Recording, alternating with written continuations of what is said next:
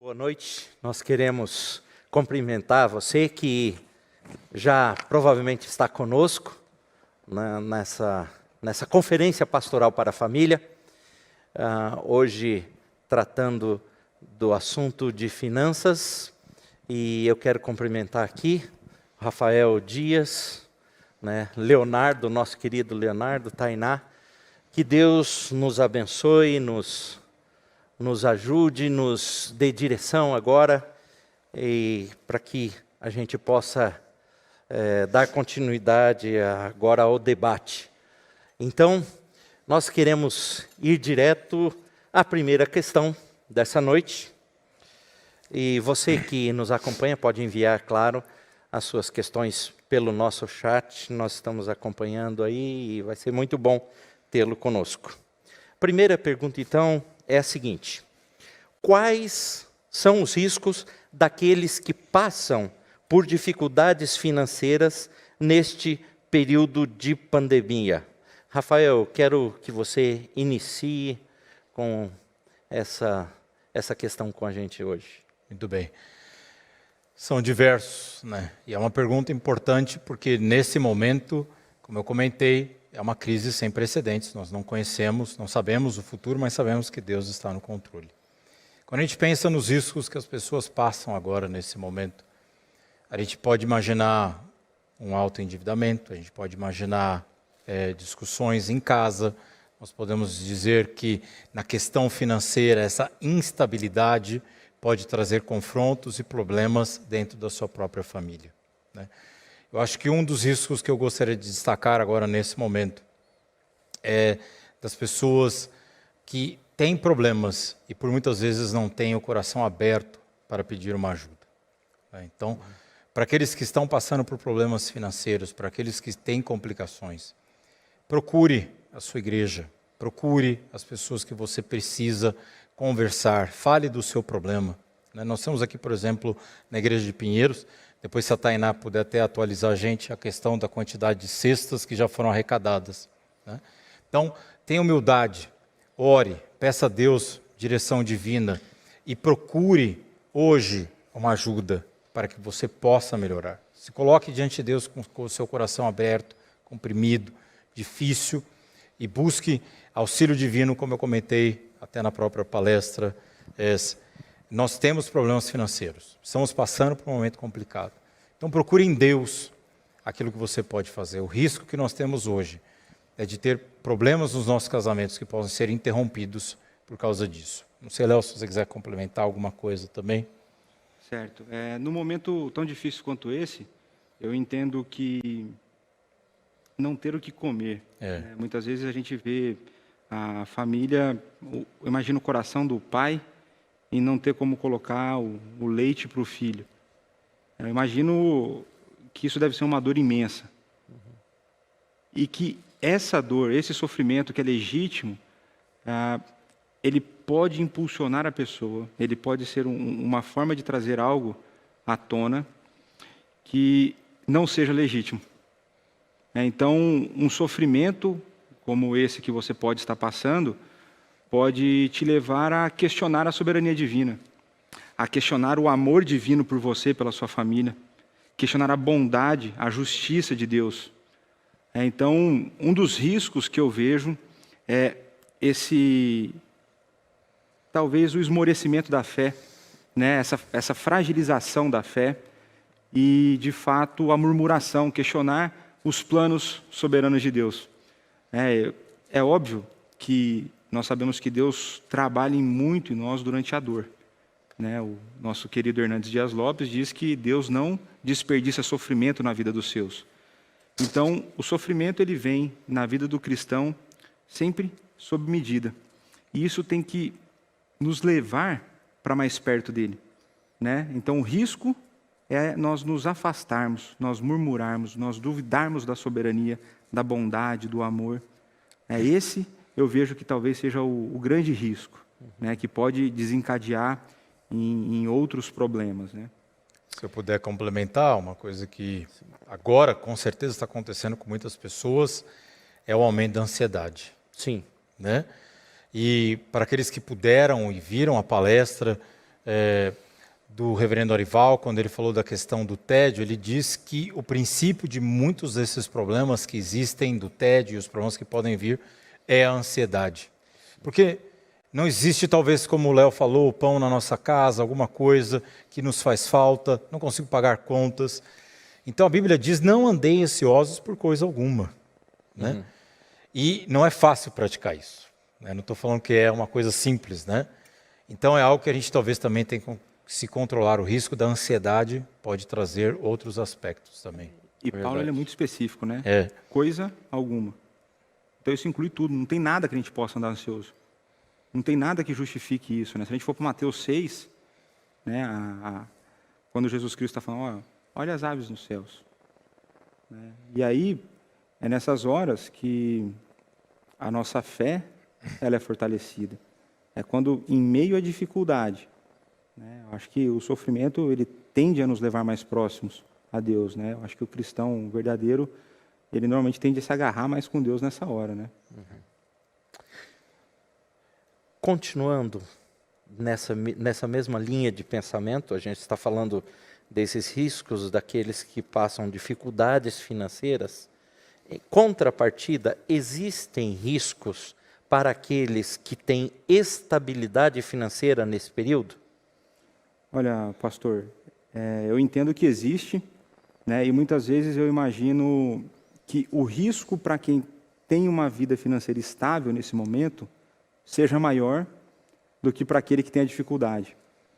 Porque a tendência no momento de sofrimento como esse, e aí a incerteza quanto ao futuro, né, a pessoa vai deixando, esquecendo a soberania divina, né, e ele vai falar assim, olha, então eu tenho que proteger o quê? A minha família.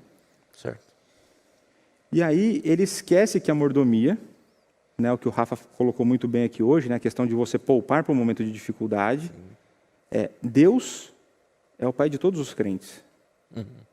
E é Ele quem é o dono dos recursos e Ele distribui conforme lhe apraz para que os crentes sejam mordomos, não donos. Né? Dispenseiros fiéis, como o senhor colocou na sua oração. Então o risco que aqueles que estão estáveis em meio à crise, que tiveram talvez apenas uma redução salarial, mas ainda continuam pagando as suas contas, têm uma reserva, é você não demonstrar compaixão e não demonstrar amor ao próximo. É você nem se preocupar se tem algum irmão na igreja precisando da sua ajuda financeira. Né? E aí o texto que me vem à mente, né, eu gosto muito do Tiago, né, irmão de Jesus Cristo. Tiago, no capítulo 2, versos 15 e 16. Né, por que eu gosto de Tiago? Porque ele é um prático da fé. Né? Ele defende a fé, a salvação é pela graça, mas a salvação dada por Deus, ela redunda em frutos, em obras. E aí, capítulo 2, versos 15 e 16. Se um irmão ou uma irmã estiverem carecidos de roupa e necessitados do alimento cotidiano, e qualquer dentre vós lhes disser, ide em paz, aquecei-vos e fartai-vos, sem contudo lhes dar o necessário para o corpo, qual é o proveito disso? Assim, também a fé, se não tiver obras, por si só está morta. Então, o risco que eu vejo para aquele cristão que está tendo o privilégio de estar com as suas finanças estabilizadas nesse momento, é de você não demonstrar amor ao próximo. É da sua fé ser uma fé simplesmente verbal e não genuína. É da sua fé não ser externalizada em ajuda ao próximo, na compaixão. E aí a recomendação é, procure a sua igreja, procure os seus irmãos. Você já sabe, aqueles que muitas vezes já têm uma condição mais apertada de dinheiro, né? Não fique achando que Deus te deu tudo isso para você gastar com o seu bel prazer.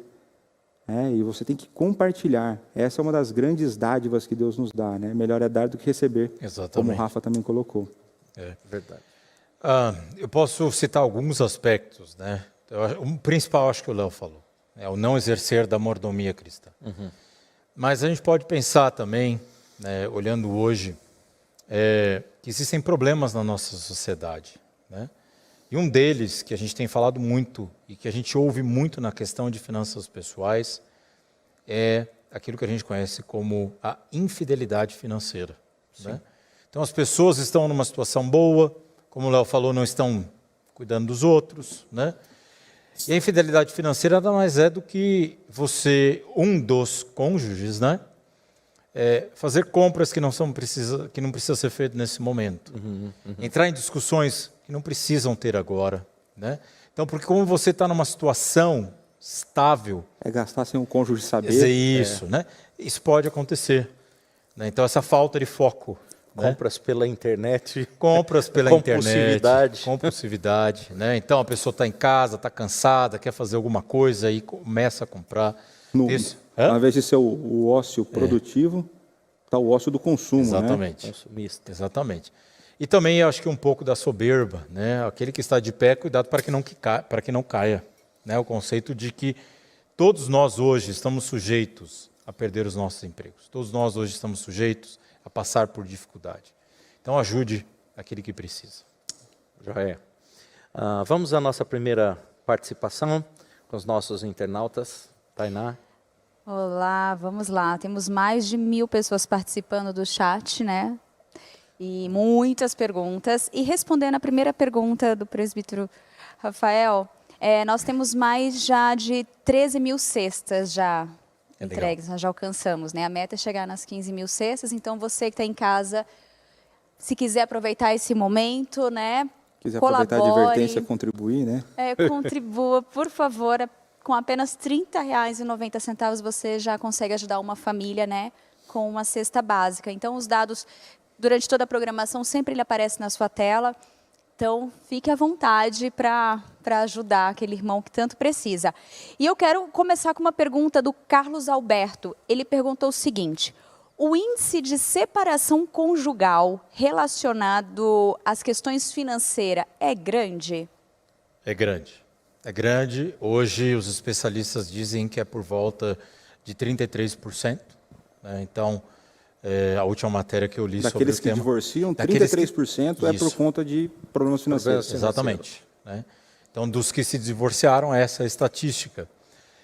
Porque, como eu disse, por exemplo, a infidelidade financeira, tantas outras coisas que acontecem, elas chegam à tona nesse tipo de coisa.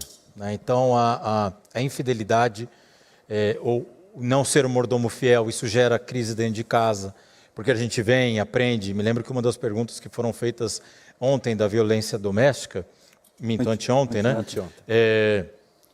Foi a questão daquele homem que é um perfeito homem na igreja, mas em casa não tem nada a ver. Então, isso acontece muito porque, pela falta da mordomia, né, os momentos são diferentes, os focos são diferentes e gera toda essa discussão. E ter perda de renda, isso gera muito impacto, muita frustração. E tem um aspecto espiritual muito forte nisso, que o nosso Senhor Jesus Cristo falou que existem dois senhores. Isso. Considerando da perspectiva humana, né, da divina só um. Mas da perspectiva humana existem dois senhores. Deus e o dinheiro. Então, a gente vai ver que o dinheiro sempre foi problema na história da humanidade. Né? Desde sempre, a gente vê relatos acerca de problemas financeiros. E isso, com certeza, afeta o lar. Porque se o dinheiro é o teu ídolo, a tua esposa vai estar em terceiro plano, segundo plano. Né? Seus filhos. Seus filhos. Deus nem está no plano, talvez. Né? Então, por isso que eu entendo, que eu creio, que gera tanto problema conjugal. Sim. Porque é um senhor, e aquilo domina a vida.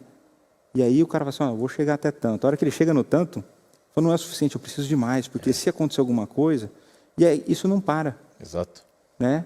E aí me vem aquela, hoje à noite pedirão a sua alma. Exato. E para que vai servir tudo isso que você está guardando? Então, de fato, pode ser um fator destruidor dos lares.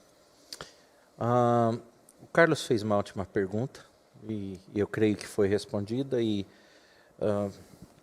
considerando essas respostas que foram dadas, para além do relacionamento conjugal, como os problemas financeiros afetam os relacionamentos familiares? Essa é uma excelente pergunta. Né? Eu acho que a gente pode começar pensando um pouco no padrão de vida. Né? Vamos falar um pouco do nosso padrão de vida e aquilo que Deus espera de nós. Né? é muito difícil a gente entender qual é o padrão de vida hoje. O que a sociedade pede de nós, né? Então, como o Léo usou um bom exemplo, eu preciso chegar aqui, depois eu preciso chegar ali, quando eu chego aqui, não, agora eu quero mais, né? A necessidade do ter e não a necessidade do ser. Então, você é muito mais valorizado pelo que você tem do que pelo que você é, né? E Paulo fala isso, Paulo fala desse tema. E eu gostaria de ler com vocês aqui, Filipenses 4, ele fala sobre esse tema, né? Sobre o que é isso, né? Então, após Paulo ter recebido ofertas da igreja de Filipe, ele agradece, ele fala o seguinte: não estou dizendo isso porque esteja necessitado, pois aprendi, guardem essa palavra aprendi a adaptar-me a toda e qualquer circunstância, sei o que é passar por necessidade e sei o que é ter fartura, aprendi de novo, segunda vez que ele destaca isso, o segredo de viver contente em toda e qualquer situação, seja bem alimentado, seja com fome, tendo muito ou passando por necessidade. Então, a definição do nosso padrão de vida pode atrapalhar muito o relacionamento conjugal, pode destruir a família, porque o almejo de algo que é inalcançável, ou que seja alcançável, mas que vai destruir a sua família, como o Léo falou, quando a gente serve o Senhor do dinheiro, a gente fica com os nossos olhos fechados, né? E Paulo fala isso aqui e deixa bem claro. Então, todos nós devemos aprender a viver em qualquer tipo de situação. Eu acho que tem um aspecto importante aí em relação a aprender, que vamos trazer para a vida prática. Como que eu aprendo? Para quem não tem facilidade com matemática, como que você aprende com matemática? Como que você aprende matemática? É sentando e ralando, ou seja, exercitando, exercício após exercício. Então, como que eu vou aprender a viver em toda e qualquer situação? Passando pelas situações. Deus nos colocará em situações. A certeza que o crente tem é que ou ele está em uma tribulação, ou ele está saindo de uma, ou ele está entrando em outra. Não existe outro. Ou você está saindo de uma, ou você está entrando em outra. Então, nós precisamos nos esforçar nisso. Isso requer intencionalidade, isso requer dedicação. Vai demandar muito esforço para a gente falar assim. Porque muitas vezes as pessoas veem a fé como algo muito emocional, e Romanos 12 vai nos trazer ali o elemento racional da fé, eu me lembrar que Deus é soberano. Eu me lembrar. Então, eu tenho que trazer no meu coração, meu coração, o Espírito Santo vai falar, Romanos 8, 28, todas as coisas cooperam para o bem daqueles que amam o Senhor, são chamados segundo o seu propósito. Sim. Agora, como que nessa situação tão difícil Deus está trabalhando na sua vida, eu não sei. Deus sabe. Mas daqueles que são chamados por Deus, aqueles que são salvos por Deus, todas as situações cooperam para o seu bem. E qual que é o seu bem? No verso 29, é conformar a imagem de Cristo, o mais alto padrão de excelência. Então, nós temos que nos esforçar, entrando e saindo de situações, trazendo isso ao nosso coração, trazendo à nossa mente, recordando sempre da palavra do Senhor. E aí, retomando agora para a pergunta da questão dos impactos nos relacionamentos, eu creio que a conferência, ela vai contribuir muito com isso. Por quê? Porque eu vejo que quando falta o dinheiro, quando o dinheiro não vem na quantidade esperada, por exemplo, e é natural, a mulher fica insatisfeita. O homem se sente frustrado. E aí tende a ter conflitos. Os filhos também são envolvidos nesse processo. Os filhos, muitas vezes os filhos não têm a compreensão da realidade, completa da realidade, desejam coisas que eles não podem ter naquele momento. E aí tudo isso vai gerando atritos, e pode levar com que cada um deixe de exercer a sua função de uma forma bíblica. Isso pode desencadear, por exemplo, na violência doméstica. E aí, se você que está acompanhando hoje não viu, volte nos nossos vídeos lá no nosso canal, na quarta-feira, uma palestra excelente a respeito da violência doméstica. Outra coisa que pode desencadear é o alcoolismo. Falaremos disso amanhã aqui. Verdade. Acompanhe amanhã. Então, briga entre marido e mulher pode levar o marido a ser tentado sexualmente, ou a mulher a ser tentada sexualmente. Volte na palestra de ontem. Então, a ideia dessa conferência é com que a gente possa atacar os pontos que estarão mais frágeis nesse momento. Então, eu creio que a conferência é a resposta da pergunta. Ok. Mais uma participação? Ai, temos sim. Eu, na verdade, quero fazer 2 perguntas em uma. Eu sei que isso é difícil, não é muito indicado, mas elas se complementam um pouquinho. A Karina Silva perguntou: por que é tão difícil tratar da questão financeira com a família? Será que isso se dá à cultura da população brasileira? E aí eu tive uma outra, que aí pergunta assim, o do Lindomar. Quando a gente não guarda recursos, não acumulamos, isso é uma irresponsabilidade também com a família? Então, eu acho que as duas, de uma forma ou outra, elas se casam também, porque, né? Acho que é isso. Quando falou Karina, eu já achei que era a Karina Dias, a minha esposa. Porque ela está mandando pergunta para mim pelo chat. Colocando isso aí justa. O que é isso? Eu vou começar pela segunda, porque eu vou lembrar, você responde a outra. Mas essa de não guardar dinheiro se é irresponsabilidade com a família, né? Eu entendo que essa é uma resposta que depende das circunstâncias. Sim. Porque muitas vezes seria injusto, né, a gente pensando em realidade brasileira, pessoas que sobrevivem com menos de um salário mínimo. Como que eu vou falar assim, olha, você precisa guardar recurso? Ela praticamente não tem para pôr em casa. Uhum. Né? Então, é óbvio que existe uma análise circunstancial, né? Mas passou da circunstância, aí a gente vai entrar no conceito do padrão de vida.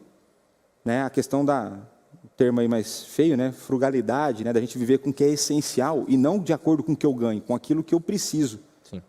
E o brasileiro ele é muito fundamentado em status.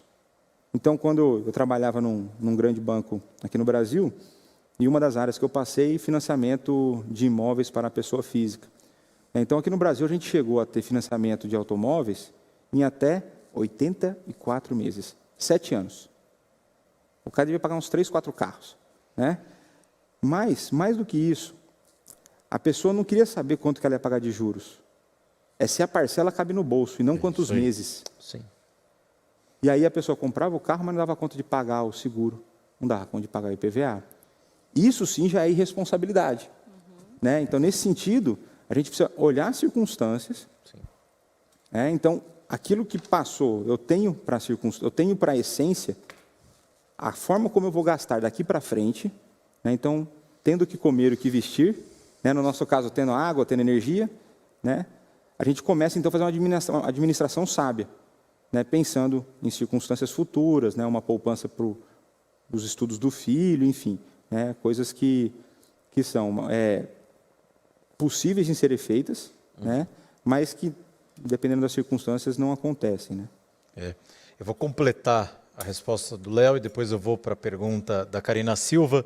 Foi uma frase que o Léo, enquanto a gente se preparava essa semana, né, Léo, para falar, e tem uma frase que é clássica, né, extremamente conhecida, que status é comprar as coisas que você não quer, com o dinheiro que você não tem, a fim de mostrar para a gente que você não gosta uma pessoa que você não é.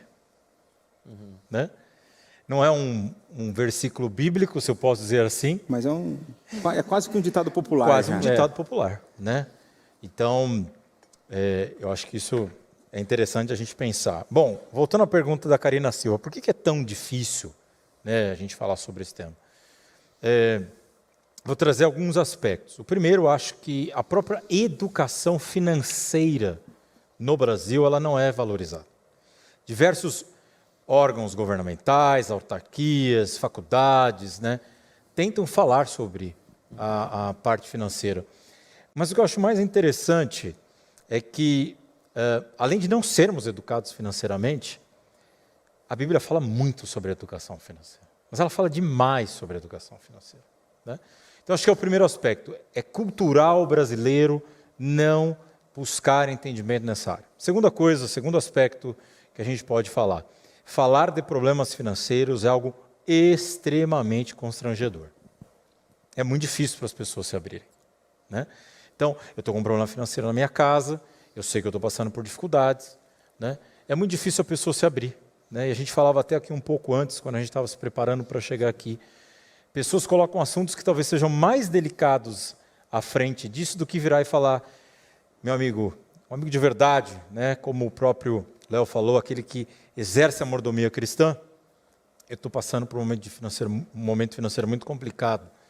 Eu gostaria de saber se você pode me ajudar financeiramente. Ele vai falar do problema que ele está com a mulher, ele vai falar do problema sexual dele, ele vai falar das discussões, ele vai falar do filho rebelde, né? Mas ele não vai falar do problema financeiro. Não, ele não vai. E é interessante isso, né? Então, traz um pouco desse status de vergonha. O Léo falou um pouco disso quando o homem não está trabalhando, a questão da própria humilhação, né? Então, é muito complicado.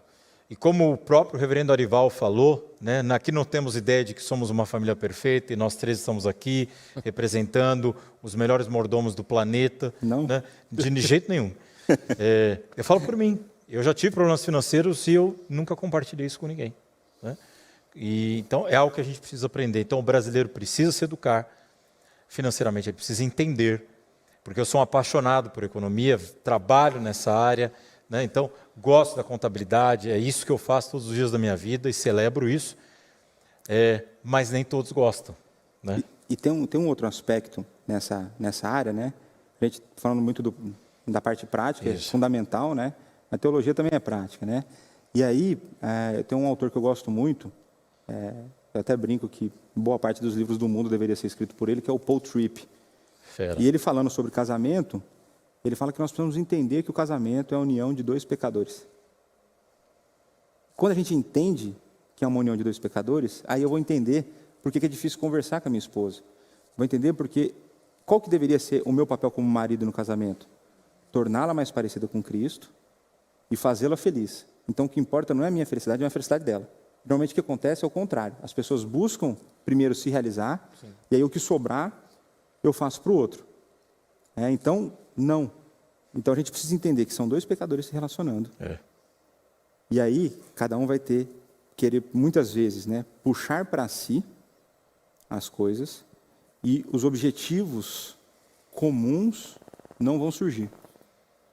Né? Não vão surgir. Então nós precisamos entender isso. Né? Já que a gente está falando a ideia da família, marido, você precisa pensar em primeiro lugar na sua esposa e não em você. E esposa, você tem que pensar em primeiro lugar no seu marido e não em você. Né? Pensar no bem da família. E aí, eu creio que a conversa começa a ficar mais fácil. Aí as coisas começam, e aí quando começa a andar, aí deslancha. E aí quando você percebe, eu passei por esses momentos também de como dividir as finanças, quem paga tal conta, esse tipo de coisa, né? É conta conjunta, é conta separada. A hora que você encaixa isso, você fala assim, mas por que eu não fiz isso antes? Né? Aí você fica com cara de bocó, né? Com a cara pálida, fala assim, eu deveria ter feito isso muito antes. Né? Então, eu creio que seria esse uma outra perspectiva para a gente analisar esse problema. Amém. Depois eu vou dar algumas dicas, antes até do próprio final, de algumas dicas práticas de finanças, e acho que também vai conseguir ajudar a responder. Aguarde até o final. Aguarde até o final, não perca. Não saia daqui ainda, continue conosco. Tainá, mais uma participação? Temos. Eu vou também tentar juntar essa pergunta. Vamos ver. Mais de uma pessoa comentou o seguinte, eu não sei se esse fato é real, mas perguntou assim, alguns pensam que o fim está próximo e estão gastando e fazendo dívidas. Isso é um erro? Aí entra a pergunta da Renata, que ela foi do Joel. Quem vive sem pensar no amanhã e gasta tudo o que tem, alegando que Deus não manda se preocupar-se, né, com o dia de amanhã, é um forte candidato a cair em crise financeira? Começa com o Léo e aí depois eu falo. Tá. Olha, o fim está próximo desde quando Jesus Cristo veio. Né? Porque ele está próximo dentro da perspectiva divina. Né? Nós não sabemos o dia de amanhã. As pessoas olham, muitas vezes faz uma leitura meio alarmista dos sinais dos fim dos tempos, de Jesus falando, olha para o Apocalipse, mas diversas crises aconteceram no mundo. Né? A gente pode olhar a depressão econômica, 29, o craque da Bolsa nos Estados Unidos. Sim. Se a gente for pensar em grandes guerras, Primeira e Segunda Guerra Mundial. Se a gente for pensar em peste negra, peste bubônica, o mundo caído sofre os efeitos do pecado. Então, quais são os sinais do fim do tempo? Tudo isso que acontece é sinal do fim do tempo. Agora, ele está próximo? Eu não tenho, né? Gostaria de ter, mas eu não tenho o cronograma de Deus para saber como que as coisas vão desenrolar. Ninguém tem. Ninguém tem, né? Isso aí é lá com a Trindade. Então, eu entendo que a pessoa que faz isso, pensando que o fim está próximo, ela não está tendo uma postura cristã, né? Depois ela vai naturalmente quebrar a cara, porque as coisas vão voltar ao normal, né? A vida vai continuar, e ela vai ter uma dívida para resolver. E, na verdade, o que ela está fazendo é simplesmente trazendo à tona aquilo que já está no coração. Né? O Paul Tripp também fala isso, né? A circunstância não te força nada, ela só revela o que já estava aí dentro. Então, isso é um problema do coração, né? É um ídolo que a pessoa tem, né? O ter e não o ser, né? O ter coisas e não ter o relacionamento com Deus. Como diria nosso querido Hernandes, né? Eles querem mais as bênçãos de Deus do que o Deus das bênçãos, né? Contigo. Acho que é isso daí. Foi a Renata que perguntou? Sim. A segunda pergunta é sim, com certeza absoluta, vai entrar em crise financeira. Nós não sabemos ainda o que vai acontecer nos próximos meses, né? Existe uma perspectiva de que tudo vai melhorar, estamos esperando uma vacina, né? Tem um aspecto de tempo, né, que se tudo ocorrer bem, daqui a pouco a gente tem a nossa resposta, né? Então, acho que agora seria interessante eu falar um pouco de algumas dicas práticas para as pessoas, não sei se vocês concordam, para as pessoas entenderem como é que eu não vou entrar numa crise financeira, né? Como é que eu não vou chegar nesse momento. Porque eu li que Provérbios 16 fala que o coração do homem pode fazer planos, mas a resposta vem do Senhor. Então, a gente tem que entender muito bem que existe soberania divina, responsabilidade humana, né? Essas coisas acontecem, os planos de Deus podem não ser os nossos, né? Eu acho que se eu pudesse falar para a Renata ou para outros que estão com a gente, se você gasta mais do que você tem, com certeza você vai ter problemas financeiros. O primeiro passo que eu acho que todos nós temos que fazer é colocar a conversa financeira na vida da família, né? Não sou um especialista em aconselhamento bíblico, mas temos aqui um pastor, um seminarista que conhecem esse tema muito melhor do que eu. Mas discutir finanças faz parte da nossa vida. Então, fale com o seu marido, fale com a sua esposa. Defina metas, objetivos. Queremos comprar uma casa, queremos comprar um carro, queremos apenas sair das dívidas, né? Isso tem que ser discutido em casa. Então, o primeiro passo é essa discussão. O segundo passo é você entender qual padrão de vida que você pode ter, não o que você quer ter. Isso é bem diferente. Ou o que você deve ter.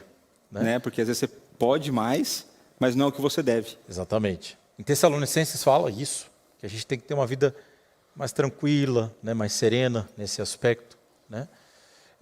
Uma vez que você define seu padrão e o que você busca como meta, então quanto será de nós que discutimos na nossa casa, eu quero ser um dizimista fiel, eu quero ser um ofertante fiel, eu quero ajudar outros missionários, eu quero dar cestas básicas. Será que essa discussão acontece em casa? Então, isso tem que acontecer. Então, primeiro passo, conversa em casa. Segundo passo, entender o padrão de vida que você deve ter, que você pode ter. O terceiro passo que eu colocaria é monte seus mapas. Entenda quais são os seus gastos, entenda quais são as suas receitas, né? Então, o que entra e o que sai dentro da nossa conta bancária precisa estar controlado, né? Precisa estar mapeado, eu preciso saber, né? Ou para quem não tem a conta, né, que a gente ainda tem essa realidade. Exato, bem lembrado. Né, o caderninho. Caderninho, não precisa ser um... Porque o que entrou, você tem que... Porque senão, dinheiro, já diz outro ditado, dinheiro na mão é vendaval. Né? Então, monte os seus mapas, né? Entenda o que está acontecendo, controle, pode ser um caderno, uma caneta, pode ser uma tabela em Excel, pode ser um software extremamente avançado de finanças pessoais. O quarto passo é atualize seu mapa, porque não adianta montar e não atualizar. Você precisa entender, você precisa monitorar o que está acontecendo, né? E o último passo é, sempre que possível, volte para o primeiro. Sempre que possível, volte para o primeiro, né? Uma vez que você montou o seu mapa, você está entendendo o que está acontecendo, você está monitorando as coisas e não está dando certo, volta lá para o primeiro, conversa, bate papo em casa, aí vai de novo. acho que o nosso padrão de vida não está ok, e por aí vai. Né? E não esquecer, né, da questão da vida de oração, né, de pedir sabedoria a Deus para isso, para Deus direcionar a forma como você vai distribuir, a quem você vai abençoar. Né? Então, a gente sempre, a parte espiritual vai estar vinculada com essa prática. Vai. Porque se a gente não vincula o espiritual, a intimidade com Deus, a leitura bíblica, a gente entender esses padrões, pode até estar ok entre o casal, mas você vai estar caminhando para distante do que seria o rumo. Ligado, de certa forma, a isso, eu tenho uma questão que eu quero colocar para ser debatida. Estou desempregado há 4 meses, minhas economias estão acabando, estou com 2 aluguéis atrasados. Minha filha está com 2 mensalidades atrasadas na faculdade. Comecei a trabalhar num aplicativo, mas os ganhos têm sido bem reduzidos. Além de orar e continuar trabalhando naquilo que é possível nesse momento, o que eu devo fazer? Léo. Eu vou falar para o Rafa começar, porque tem aquele aspecto econômico que a gente estava falando da renegociação. Então tá bom. Então vamos lá. Nada está perdido, a nossa esperança está em Deus. Sim. Mas existem passos, né, que nós precisamos agir. Nós precisamos fazer. Né? A dependência total de Deus, como José demonstrou que ele era, mas ele teve ação. Ele teve que fazer coisas para que tudo pudesse ser perfeito de acordo com o plano de Deus. Né? Eu acho que a primeira coisa que as pessoas precisam entender, volta aos mapas, entenda o que você está devendo. Entenda aquilo que você precisa fazer. Entenda aquilo que você precisa melhorar. Entenda o que você está devendo, que está gerando a sua ansiedade por não conhecer. Então, algumas dicas práticas. Busque renegociação, o conversar, o falar. Né? Então, vá a um banco, converse com o seu gerente. Não posso ir por causa do Covid. Contate o seu gerente através das maneiras que possam ser possíveis nessa pandemia. É possível você renegociar o contrato que você está pagando a sua casa e você pode postergar 2 pagamentos daquilo que você teria que fazer. Então, isso já pode aliviar. Então, tem algumas instituições que já estão agindo assim. Estão já. dando os 60 dias. Os 60 dias. Vá lá e renegocie. Né? Eu estou no seu caso aqui, tenho aluguel. Né? Ligue para o dono do imóvel, converse com ele, veja a possibilidade de postergar o pagamento ou facilitar o pagamento. Né? Então, basicamente, o que precisa é uma ação da nossa parte em busca de renegociação, conversa, falar, né? Entre aspas, ter aquele momento mais humilde, onde você vai pedir alguma coisa. Né? Então, renegocie, fale, entenda as suas dívidas e, com certeza, alguma coisa você vai conseguir.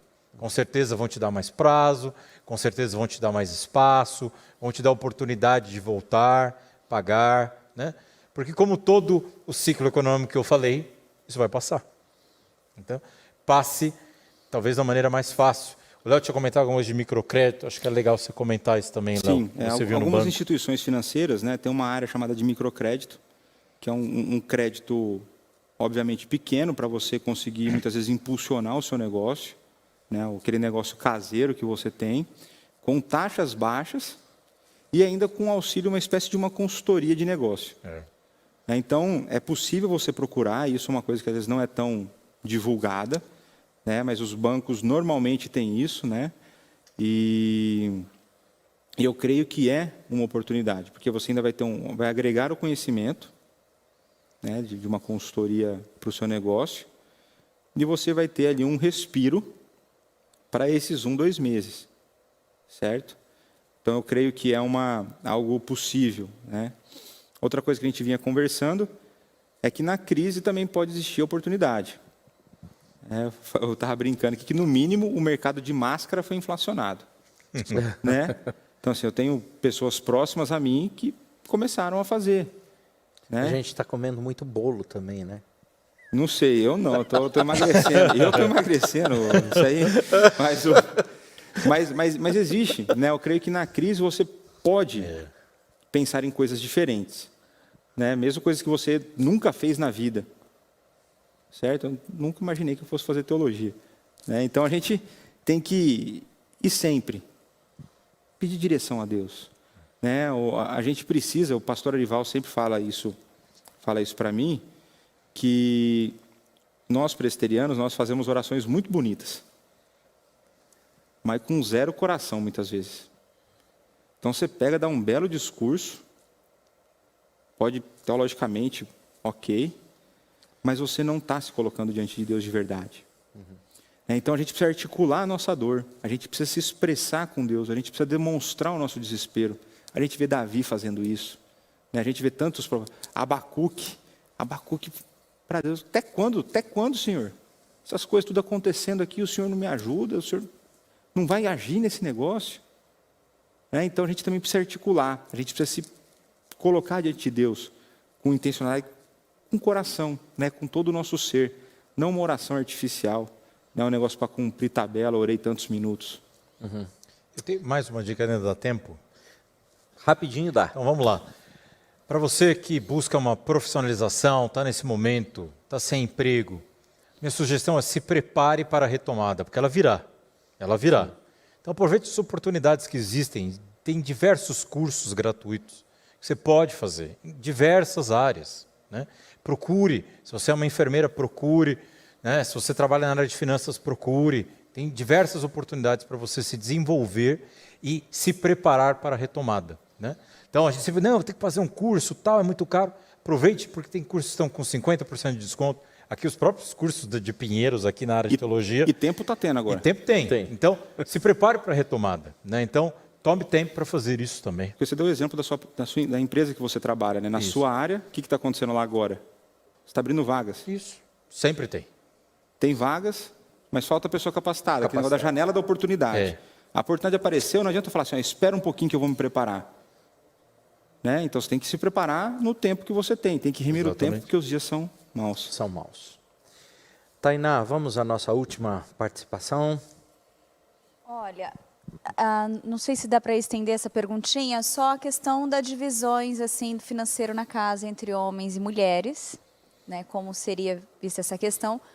Mas também, não dá para fazer todas as perguntas hoje, né? O tempo está bem corrido. Mas amanhã a gente continua também com o Café dos Homens, às 9 horas da manhã. Então, o que não conseguirmos, né, responder hoje, talvez amanhã também consigam tirar, né, todas as dúvidas. Questões dessas. Exatamente. Tá. Então, uma pergunta sobre a divisão, né? Eu diria o seguinte, acho que homens e mulheres, todos são chamados para ser mordomos. Todos são. Então, é uma questão individual também. O dízimo, que a gente tanto fala, da importância que a gente tem, ele é individual, né? Então, você dizima da sua renda, a sua esposa dizima da renda dela, né? Então, para mim, a divisão, ela não tem que ser tão ampla assim. Eu acho que cada um tem que ter a sua responsabilidade. Aquele cônjuge que tem mais habilidade de administrar finanças, pode ser aquele que vai cuidar desse monitoramento, né? O homem como provedor, a mulher como provedora, no conceito econômico moderno, né? E a questão de conta conjunta, conta separada, existem diversas vertentes. Eu, particularmente, gosto muito da ideia de ter uma conta conjunta, onde os planos são feitos de maneira conjunta. Cada um pode ter a sua conta separada, se assim preferir, né? Mas os planos têm que ser conjuntos, né? E aí eu acho que isso facilita um pouco. Ainda nessa questão, né, e é algo muito claro, muitos economistas dizem isso, quem tem dinheiro tem poder. Então, dentro do próprio casamento, aquele que ganha mais se sente que tem mais poder do que o outro. Isso não pode existir. Isso porque a renda é comum. Se não for cristão, né? Se não for cristão. Bom. Né? Isso não acontece nos lares. Então, essa questão do poder dentro de casa, ela não deve existir. Porque os planos do casal são planos conjuntos. Né? Porque eles são uma só carne. Né? Então, o que a gente tem feito lá em casa é uma planilha, taca a renda dos dois lá. É isso aí. E aí divide as contas e o que a gente quiser gastar de adicional, do que não é a necessidade, é conversado. Então, ó, Dia das Mães, foi aniversário Dia das Mães, né? Falei, pensando em dar um presente para minha mãe. Aí conversei com a minha esposa, ó, tô pensando, não, tudo bem. Ah, foi aniversário da irmã dela. Então, a gente vai negociando isso. Aí. Né? Mas a renda é um. Se nós somos um como carne, como que nós vamos separar a renda e criar vidas paralelas? Se os objetivos têm que ser únicos. Vidas paralelas, interessante isso. Porque quando você tem contas, objetivos separados, você vai buscar aquilo que você quer. Quando você tem planos conjuntos, quando você tem realmente um conceito dentro da sua casa, de planejamento, de vamos alcançar isso, vamos alcançar aquilo, eu entendo que é muito melhor. Não sei se eu respondi a pergunta, mas aí, conceito. Ok. Nós estamos encerrando e eu gostaria de ir para as considerações finais, Rafael e Leonardo. Começo? Então, uma palavra para cada público. Né? Então, para você que está passando a dificuldade, né? Para você que está no olho do furacão da crise, eu quero deixar para você o texto da primeira carta de Paulo a Timóteo, capítulo 6, versos 6 a 8. De fato, grande fonte de lucro é a piedade com contentamento, porque nada temos trazido para o mundo, nem coisa alguma podemos levar dele. Tendo sustento e com o que nos vestir, estejamos contentes. Então, a ideia de contentamento no Senhor, com aquilo que Ele tem nos dado, né? Lembrando que é Ele quem nos dá, e quando eu estou insatisfeito com o que eu tenho, eu estou insatisfeito com o próprio Deus. Né? Então, é desenvolver esse contentamento, aprender a viver contente, né? Desenvolver a sua intimidade com Deus. A gente tem batido nessa tecla, leitura bíblica, oração, a gente precisa disso. Não só se alimentar de vídeos, não só se alimentar de livros, mas do grande livro que é a Bíblia. E para você que está bem financeiramente nesse momento, é uma advertência. Se você não tem sido um ajudador, se você não tem demonstrado a sua compaixão, se a sua fé não tem gerado obras, tome cuidado. Tome cuidado, pois a sua fé está esmorecendo. Você está desviando do caminho que Deus tem preparado para você. Nós devemos andar em boas obras, está lá em Efésios 2. Então, aproveite esse momento, aproveite o privilégio que Deus tem te dado de gerenciar esse montante que você tem nas mãos. E abençoe pessoas e demonstre amor ao próximo, porque só demonstra amor ao próximo aquele que já possui o amor do próprio Deus. Amém. A minha mensagem, no mesmo sentido, dois públicos. Para você que hoje tem uma condição financeira razoável, você está bem, e você, diante daquilo que você vê da mordomia cristã, se considera um mordomo fiel, continue assim. Continue realmente entregando a Deus, devolvendo o seu dízimo, abençoando através de ofertas, e que você possa também transmitir o seu amor aos outros, como o Léo falou. E o verso que eu escolho para ti nesse dia é que você possa falar como Paulo, quando Paulo escreve a Timóteo: combati o bom combate. Nós estamos em uma batalha nesse momento.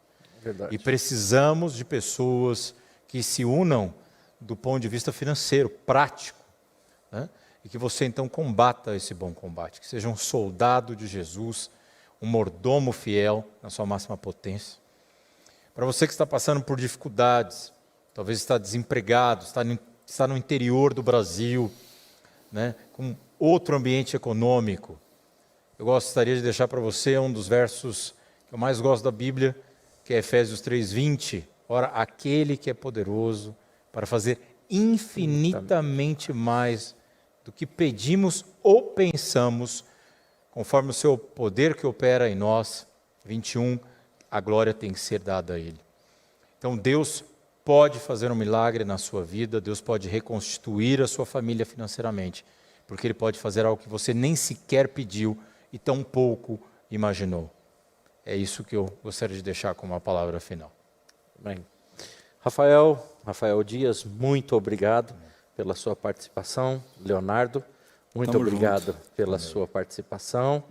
Aos nossos internautas também. Tainá, você quer falar algo? Eu só quero aproveitar o momento e reforçar amanhã, às 9 da manhã, ao vivo, pelo YouTube, o Café dos Homens com o Renato Butem, que ele é administrador de empresas e ele está com o tema emprego e renda em tempos de crise. Então, para a gente dar continuidade à noite de hoje, né, com o tema, amanhã logo cedo, às 9 da manhã, tomar o seu café da manhã e acompanhar aí pelo YouTube essa programação. E amanhã à noite? E à noite nós continuamos Amanhã também. à noite, então, eu gostaria de estender o convite para você que já assistiu até hoje, sexta-feira. Amanhã é o nosso último dia, sábado. Então teremos aqui o reverendo Wagner Zanelato falando sobre alcoolismo. Esse cara é bênção. E bênção e abençoador dentro dessa nossa conferência pastoral para a família. Ademais, eu quero agradecer você que esteve conosco pacientemente, que Deus abençoe grandemente a sua vida. Lembrando aos interessados, nós estamos ofertando a vocês gratuitamente essa edição da Bíblia Sagrada, Vencendo o Medo. É uma Bíblia, como todas as Bíblias... é a palavra de Deus. É a palavra de Deus. E tem alguns estudos temáticos. Exatamente, esses assuntos temáticos que abordam essa questão do medo. E para que você consiga um exemplar, basta você vir aqui à igreja, nós teremos um pastor atendendo você e orando pela sua vida, então seja muito bem-vindo. Deus abençoe essa sua noite, que você possa depositar toda a sua confiança e inclusive a sua ansiedade nesses tempos diante de Deus. E a palavra dele diz que ele tem cuidado de nós. Léo, você encerra com uma oração? Vamos orar essa noite. Então oremos. Pai, muito obrigado por mais essa semana que está chegando ao fim. Obrigado por mais esse dia de vida que o Senhor nos concedeu. Obrigado, pois mesmo em meio a um tempo difícil, o Senhor tem demonstrado o seu poder, a sua graça, a sua misericórdia na nossa vida. O Senhor tem cuidado de nós. O Senhor tem colocado dificuldades na vida de algumas pessoas. Mas que essas pessoas, Pai, possam confiar no Senhor, sabendo que tudo coopera para o bem delas. Amém. Que elas possam depositar a esperança delas em Ti, o Deus Todo-Poderoso, o Deus amoroso. Que o Senhor as auxilie, continue trabalhando, confortando esses corações. Trabalha na vida daqueles que têm sido tão abençoados e que ainda não têm abençoado a outros. Transforma os corações, Pai. Que essas pessoas possam cuidar do seu próximo. Que dentro da igreja a gente possa demonstrar, não só dentro como fora, mas demonstrar o verdadeiro amor que vem do Senhor. Amém. Nos auxilia nisso, pois somos fracos, tendemos a falhar. Muitas vezes pensamos somente em nós, naquilo que nós desejamos, mas que possamos deixar isso de lado, lembrando que nada levaremos daqui e que nós temos que dar frutos para a vida eterna.